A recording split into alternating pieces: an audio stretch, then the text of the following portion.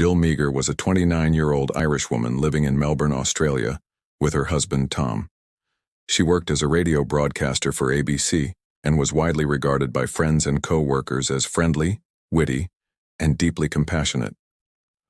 On the night of September 21, 2012, Jill went out with colleagues to a pub in the Brunswick suburb just minutes from her home.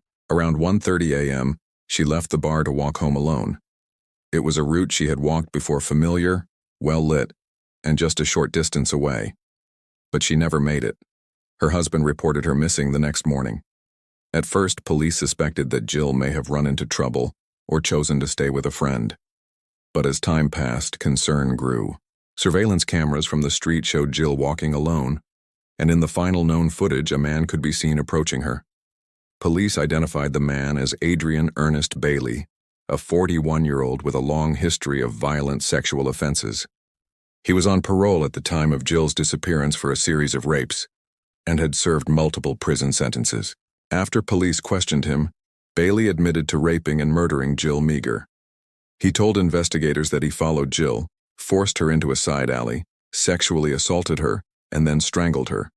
He then placed her body in the trunk of his car and drove 55 kilometers away, where he buried her in a shallow grave outside the town of Gisborne.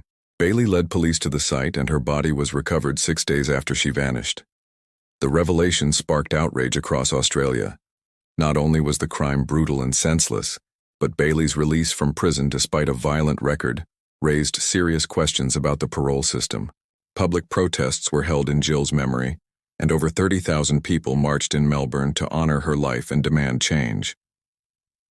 In April 2013, Adrian Bailey was convicted of rape and murder and sentenced to life in prison with a minimum of 35 years. During the trial, it was revealed that Bailey had committed multiple rapes before and after Jill's murder.